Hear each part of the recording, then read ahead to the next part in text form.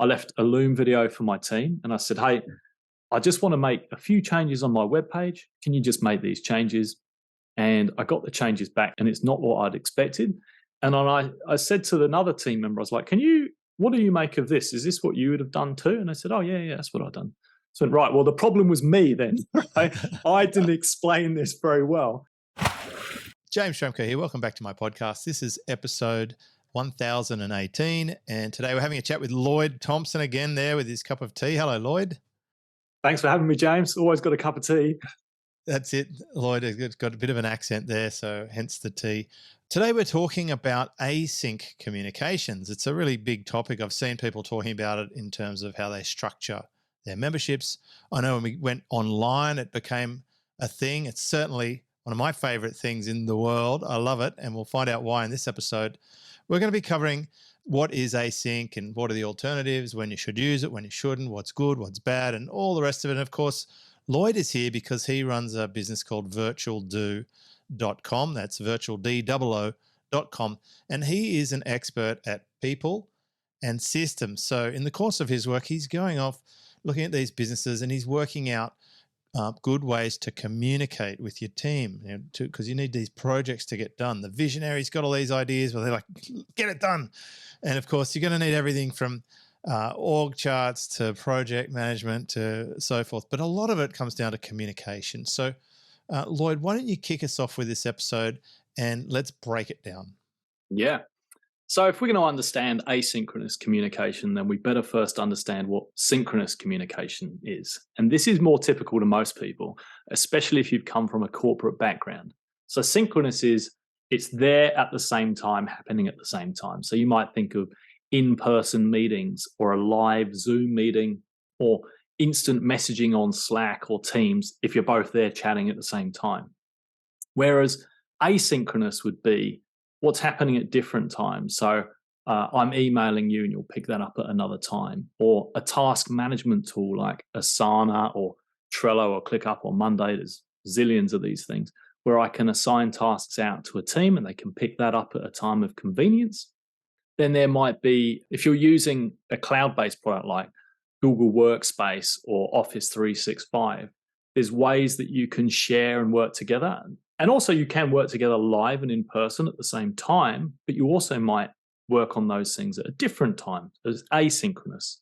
So you might be sharing a Google document or a Google Sheet or a presentation. It's the ways to collaborate where you don't have to be there at exactly the same time. Another one would be Loom. I could be having a meeting with you, James, and that's one way I might be imparting information with you. Another way might be like, I've got something I want to share. Rather than have to tee up a time with you, I might go, oh, I've got an idea for James. I'm just going to record a quick Loom. That's a video. And I'll just shoot you a message, which has just got to say, hey, James, here's a video I made for you. And I can talk for 3 or 4 minutes about some great ideas I've had. And it carries the tone of everything that I wanted to say. And you can pick that up at a time of your convenience. And then there's, of course, Slack, which I just mentioned for synchronous, but that can also be used for asynchronous. And the difference really is the expectations of when someone's going to pick up that message. So both in synchronous and asynchronous, there's tools that will accommodate both, but the real main difference between them would be the expectation of when someone's going to pick that up. And if we're talking about a good example, let's say, of asynchronous work, I've got a team member who's in New York and we communicate fairly often, but if I'm going to tee up a time every day to chat to him, it's going to be early in my morning and later in his evening. And I don't want to be doing that every day and, getting a crucial meeting spot so I can catch up with him. Instead, we just send each other a Loom video and we can pick them up at our own convenience. Carries all that information. I don't have to sit down, write a long email. I don't have to block out time in my calendar. And that just works brilliantly. So we've been doing that for a very long time now. And I do that with all my team members. So straight off, that's the key differences between synchronous and asynchronous work. And of course, these options have been around in the world before. I guess back in the old days, you'd write a letter and you'd go on a ship to another country and you'd wait and then another letter would come back. So it'd be very slow. That's very slow, asynchronous. Well, then, of course, the telephone came and then people could actually have conversations. And that would have been amazing to have a real-time conversation. And I imagine some people probably put that up on a pedestal. However, when you talk about Loom back and forth, it certainly sounds appealing. And I'm thinking about this when you have Slack. When you said that when you're messaging on Slack, I always actually considered that as async communications, because it's actually rare that I'll be expecting my team member to actually respond instantly. Like, it's not like I send a message and I take a sip of my coffee and wait. And then, remember that movie? There was a movie with Tom Hanks in it about, and they were back and forthing with little email messages. But most people aren't just sitting there all the time, I suppose. So you could send it off without the expectation it's going to be instant. But of course, Slack has huddles, and you can actually click on the button and now talk with your team. We do that every week with the team. We have a 10 or 12-minute huddle. That's actually the only communication we have in my team that's in real time. The rest of it is messages, and we wait. And of course, they're on a slightly different time zone as well. So isn't this fascinating? We've gone from an era where it was quite novel to be able to talk to someone. I remember the mobile phones in the 80s, they came out. And huge phone. yeah, I just wanted a phone. I wanted a phone, and I got a phone. I ended up with a phone, and it was like amazing. And I actually said to a recruiter at the time, I want a job where I get a mobile phone, where I get to make decisions on the fly. But here we are now in 2023. I actually love async. And a lot of other coaches do this too. I've replaced a lot of the live calls that I was doing, the one-to-ones, with Looms back and forth. And I've even asked, and it got provided for in the platform that I use for my website, which is KLEQ.com, the audio option like Voxer. Mm-hmm. You can just hold a button and talk. So now I can audio back and forth. So there's different modalities, text, audio, or you can embed a Loom or a YouTube video. So I'm a huge fan of async. It's really changed my schedule. I'm still able to get all the things done I need with my team, but I don't have to be on call all the time, and they don't have to be on call all the time. I really don't mind when they work so much. So we've talked about what sync is. We've talked about what async is. We've talked about the fact that many tools cater for one or the other or both. I mean, even your phone, right? You can send messages or you can call. Mm-hmm. I think more people send messages than call these days. I think that's the case. I really like your metaphor that you were talking about earlier when you were talking about how you'd send letters, and now we got to this point where we can do real time.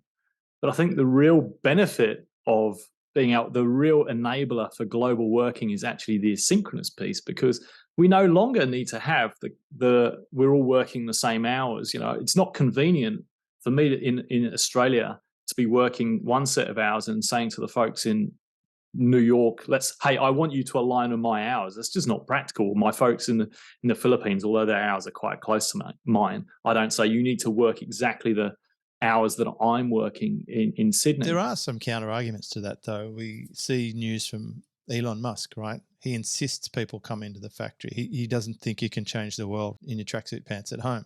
You have to be in the office. There's no excuse, and that's the way forward, right? So I've seen it too. I've worked in real offices with actual people.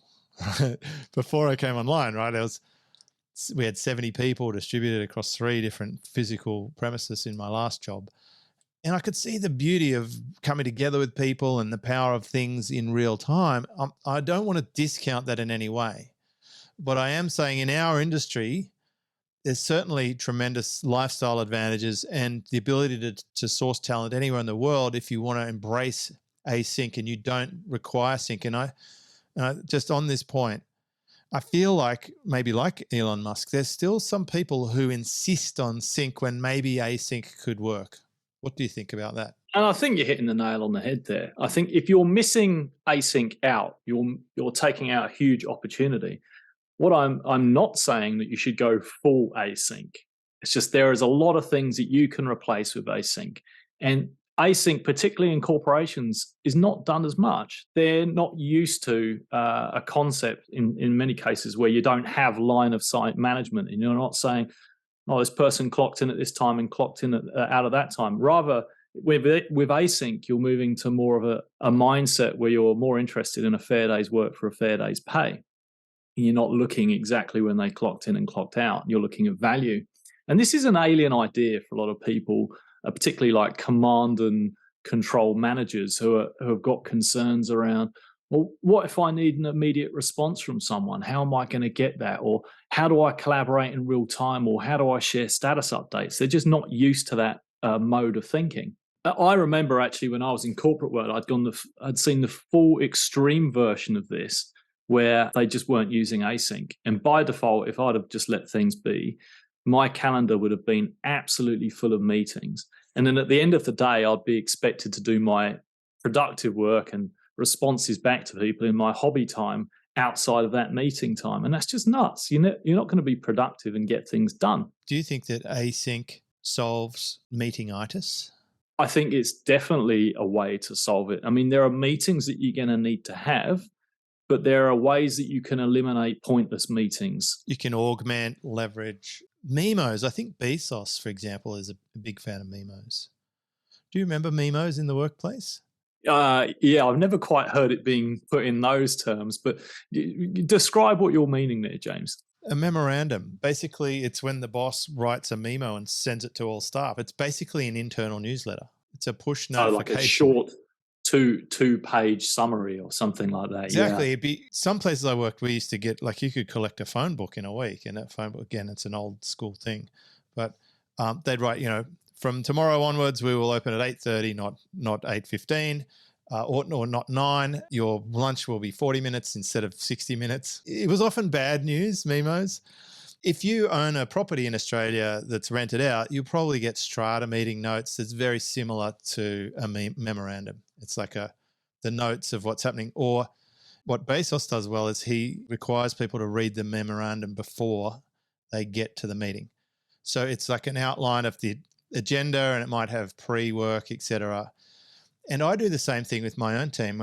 When we're having these async communications, for example, we're doing a lot of publishing of videos. I might say, here's a couple of tutorials on thumbnails. Let's discuss this in next week's meeting. And so I'll signal that this is coming up in the sync meeting. And then when we go sync, that's when we can have a more creative brainstorm and a real-time agreement. That's when we can say, here's what we're seeing, this is what we've been doing, this is what I'm after, this is the vision, who's on board, who's learning what's a reasonable amount of thumbnails to be able to put forward per video. Like a lot of these things, you're going to get further down the path in a real life conversation like this podcast. I think it would be really hard to put this podcast together if I did my side and sent it to you and then you responded and sent it to me, and like it would just get blown out, right? Absolutely. And I agree with that.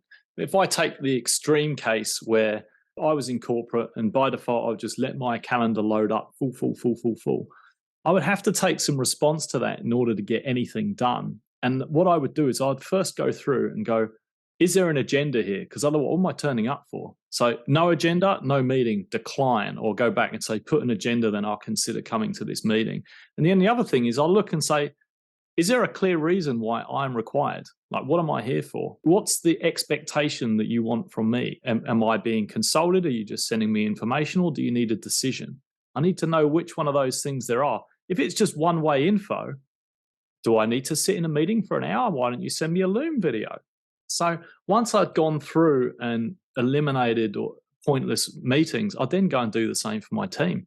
Because my team were the people that were producing the real work, the real value. They're writing code or problem solving. So I'd go through and say, look, what is this meeting about? Why are you in there? Do we really need you? And that freed people up so much more. I wasn't ending up doing my work in my hobby time in the evenings, and same for my team. So replacing a lot of those meetings. And in order to get to this point where you are able to have asynchronous meetings, such as what we talked about, like Loom. If it's information, that's the ideal place where you can replace a meeting with a Loom video or something like that. Then you really need the support of the leadership. And there's nothing like leading by example. So corporate's gone full synchronous in many ways, and they just don't know any better way to share information than let's book everyone in a meeting and let's not miss a person out who might not be required. Let's get them in there. But if done right, then you can have a flexible sort of workplace where people are able to spend time and have deep work and focus and concentrate on things that need to get delivered. There's also that flexibility that's going to be there. So like me, I'm going to have plenty of time today to go and take the dog out for a walk because I'm not in meetings all day. I've structured my work like that. I've structured my business like that. Same for my team. I'm not going to expect them to sit there in meetings with me and other folks. They're busy doing productive stuff because we have an asynchronous way of working. And there's another thing here that only came to light when I was thinking about this podcast the other day. As I was talking to my team last week on a web change, it came to my mind that we're actually working quite in a synchronous manner, and that is accommodating of different types of personalities. Like some people don't want to be on screen like you and I are right now, having a live one-to-one. I don't want to be. I mean, I used to do audio-only podcasts. It's just the market requires video, and video gives you so many opportunities for marketing. But I was more than happy to do audio-only podcasts for many, many years. Well, I mean, it's working, James. I mean, look at your beautiful backdrop. but you know, it's a whole lot of extra, things have to happen. But you know, the other thing that I've noticed when I've transitioned, I'll apply this to the coaching that I'm doing, just because it works out the same. Earlier in the year, I closed down about 10 one-to-one clients. And that was where we had regular calls in the schedule to talk and coach. And they're awesome and they're great. And I did them for a long time. I did them for 13 years. However, I think 6 or 7 of them went across to my mentor program, which is in my James Schramko membership. And that provides the ability to have one-to-one async communications. And there's still a weekly group call. I just want to point out, we still have a sync component.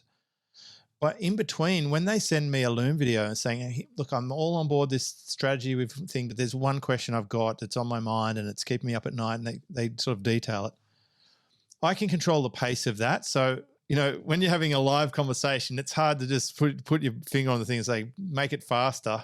I have to wait. But if I'm watching a Loom, I could speed it up a bit, 1.5, yeah. Or if they say something interesting, I can rewind, and play it back a few times and make sure I really digest it.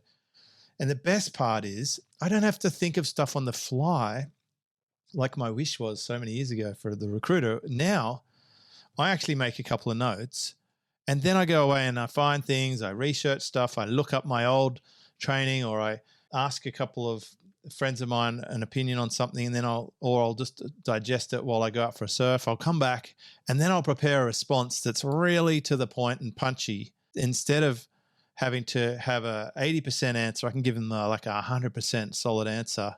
If we've got the benefit of a small amount of delay to pause, reflect, consolidate. And it's like that saying, I'm sorry I wrote you such a long letter. I didn't have time to write a shorter one. I can send them just the bullets. I can say, I've thought about this. Here are the pros. Here are the cons. Here's a link to the training I did on this before. And this is where I would go. And then they reply back, say, I'm totally on board. I've got it. Thank you. This is a game changer, or whatever, something like that. And then I feel like we're really making progress in between those weekly calls. So huge fan. And it's given me capacity to be better at what I do, but also I still work the exact same way with my team.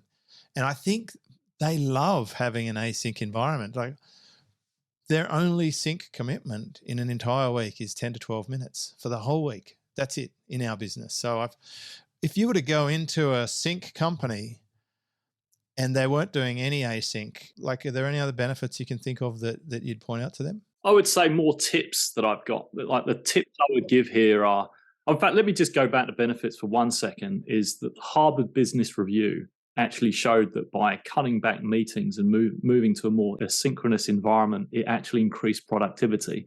So there's a first sort of case you can put to a company to say, well, if you want to do this, there's a real reason why.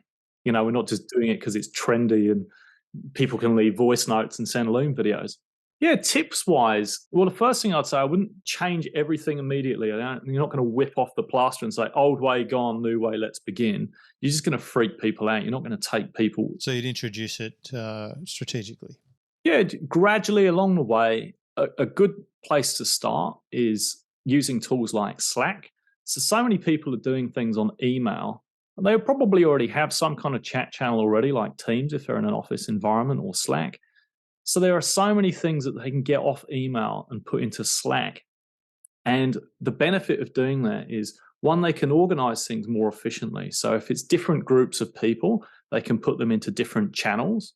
So they're eliminating things that have been quite time consuming before on threads of communication that would have taken them a long time to send out in an email. They can just do it more informally on a channel and know that they've already got the right people in there.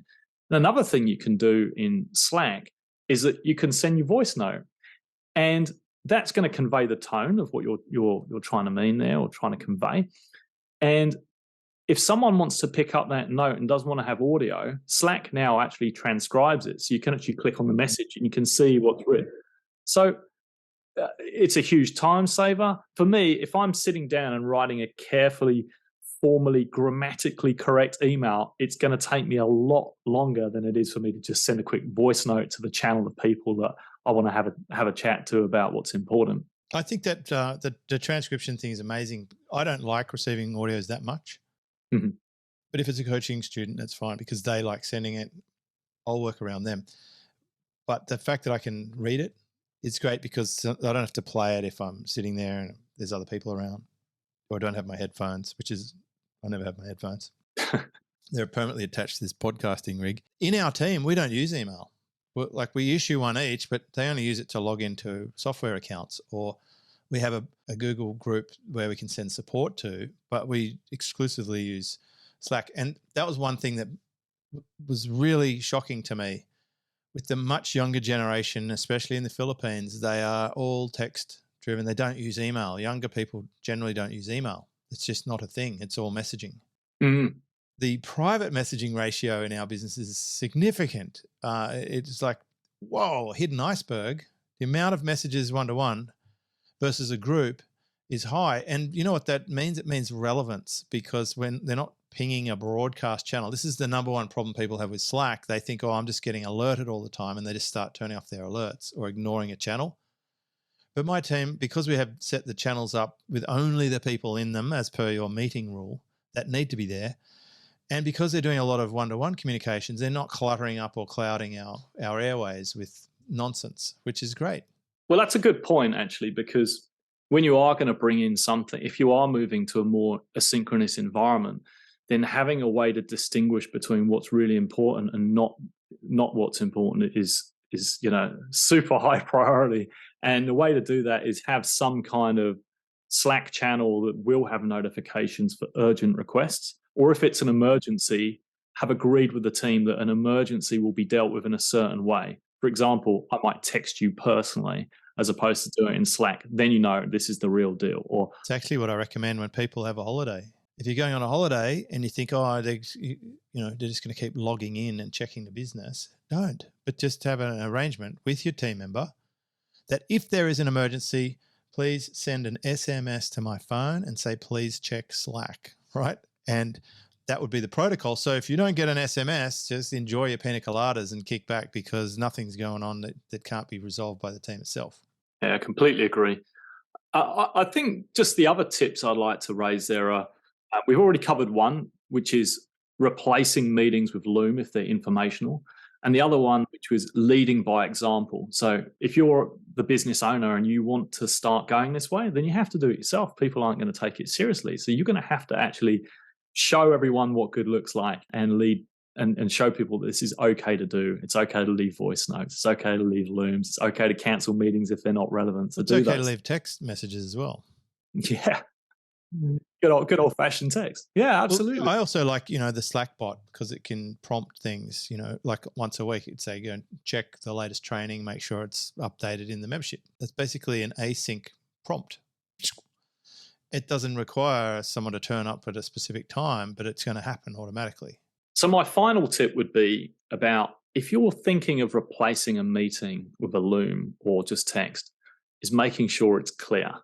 So you're going to have to convey, you can't, and this goes for a lot of things actually. If you're assigning someone a task, if it's super vague, they're going to end up having to get on to a live call with you to understand what on earth you meant in the first place. So if it's a Loom video or an audio message, well, it's not taking you long. Why don't you just go into some detail and explain it? And then you've saved yourself a meeting rather than just putting some super vague text or something short out there. And I've got to say, I made this mistake myself the other day. I left a Loom video for my team and I said, hey, I just want to make a few changes on my webpage. And they never put them live. They always send me the sample before it goes live. And I said, can you just make these changes? And I got the changes back. So I had sent this Loom video. I got the changes back, and it's not what I'd expected. And then I said to another team member, I was like, what do you make of this? Is this what you would have done too? And they said, oh, yeah, that's what I've done. So, right, well, the problem was me then. Right? I didn't explain this very well. So as a result, I ended up saying, hey, get my team members onto a live video. And that was my fault. That was because I did not explain it clearly. So did you use the screen share or just a video of yourself?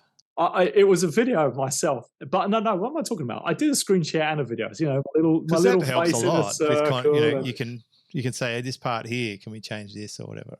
I often put screenshots. I often say, can we please change this on the website? I put a screenshot of it, and then I give them the link to the page. So I've had the same thing. I mean, obviously, if you have a team and you're in business long enough, you're going to get a weird thing come back, and obviously the responsibility for great communication is on the giver of the instruction, clearly, to make sure that it's received, understood, and going to be correct. And on that, one simple way, it's been around for years, and this has been applying more to tasks, but if you're explaining to someone something, you can say, the following will be true when the job is done. That's called an acceptance criteria. So you can just list a number of things that will be true, and they go, oh, yeah, check, done. I like that. It sits with what Dean Jackson teaches, which is he's got I know I'm successful when checklist.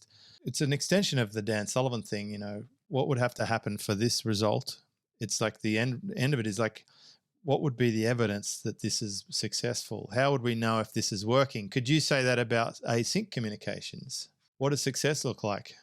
Yeah, exactly. You just say that in your message. You know, the following will be true when this is done. So it could be just like, we'll know it's working when, you know, this or that happens. I like it. Very good. That's a great tip. So if we get async well, how do we know it's working well? I'm asking you.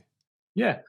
Well, I think you know it's working well because your business is running like a well-oiled machine and people are sleeping well at night. See, it doesn't feel like the emergency department where people in different time zones are all working long hours, trying to all cover a common period of time that's a very long period of time that's covering many time zones. They can just have a couple of hours where they overlap, do their business where they need to talk to each other, and otherwise people are sleeping, working normal hours, and there's a good balance of synchronous and asynchronous work.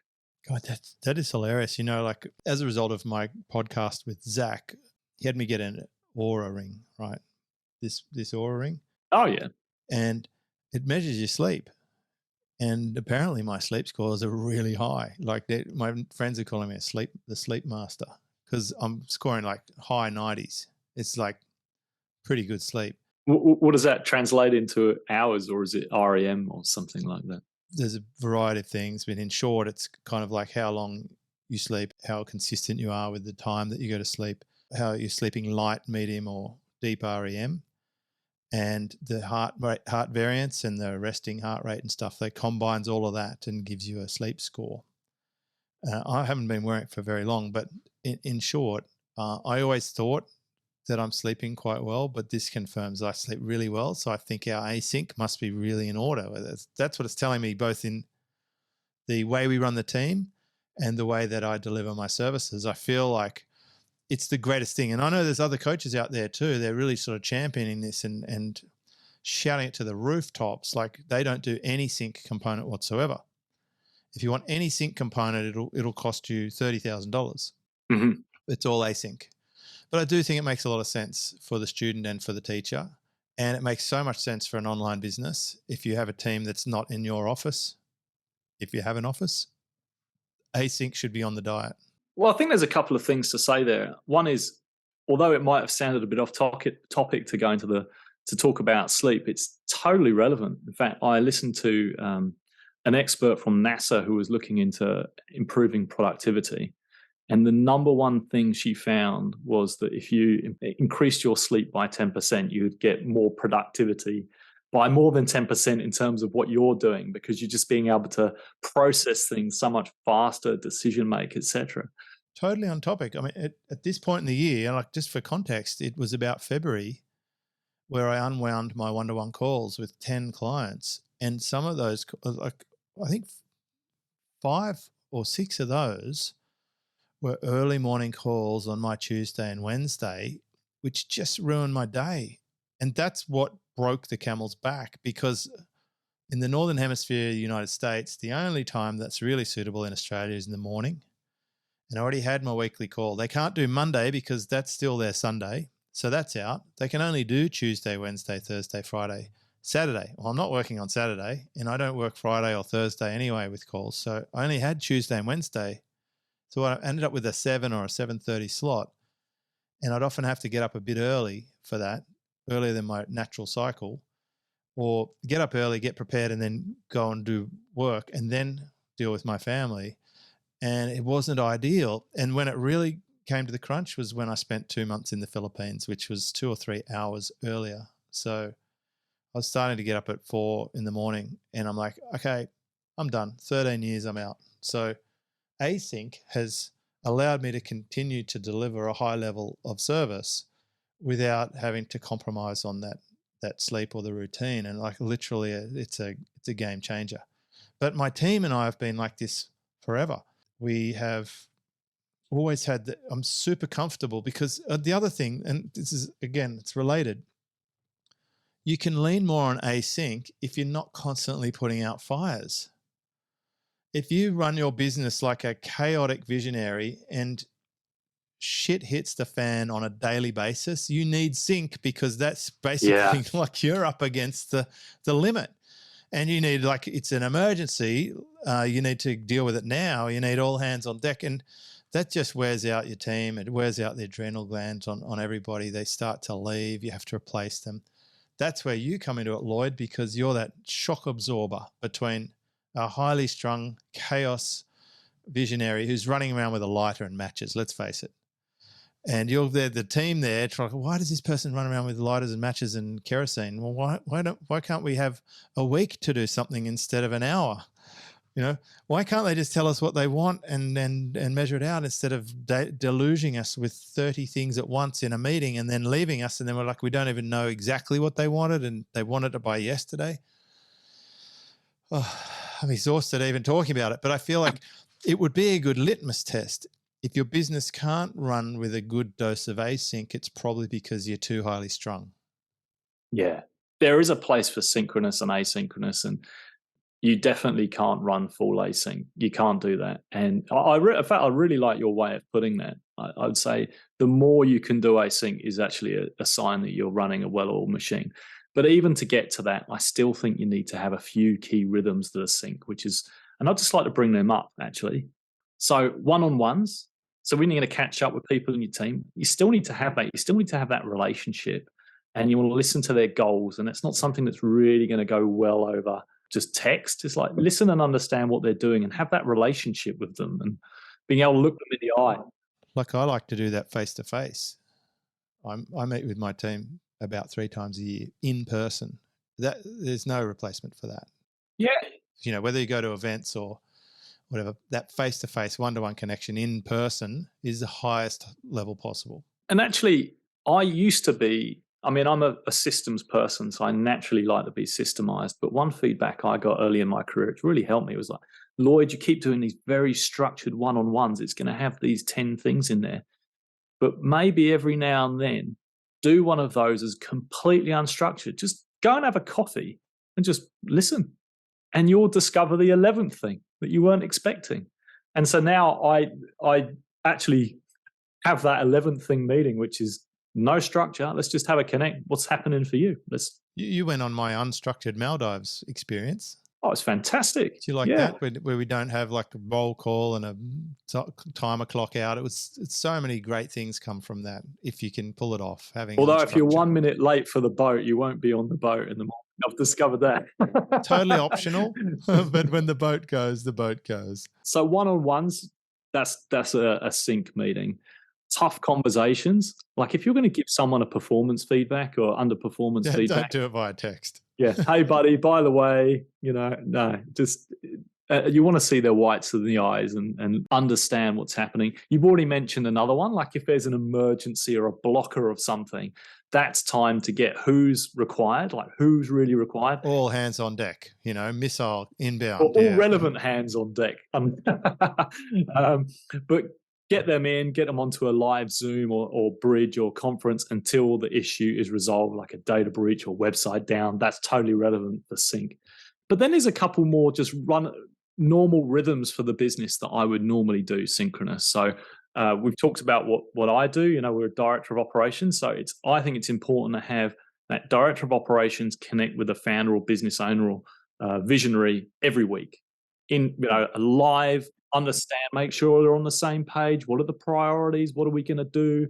Can we talk about any issues? Really important to make sure they're aligned and they got things prioritized. And what you were saying earlier about they might want to spin 1,000 plates, but really we need to do 1, 2, and 3 in that order. So super important meeting. Weekly team meetings. So I like to have a weekly team meeting with my team. And in a business that we're serving, that might be what it takes to understand the reds and greens across the different departments, and when I mean reds and greens, it might be the numbers in the scorecard. Your sales numbers are a bit low, that's a red, or your operational numbers, reds and greens, if you know what I mean. So I think it's important to have a weekly connect. I do that synchronized. And then other things, just like a monthly town hall or something like that, just to make sure that everyone in the business knows who everyone is and what's happening for them. It's good to have those.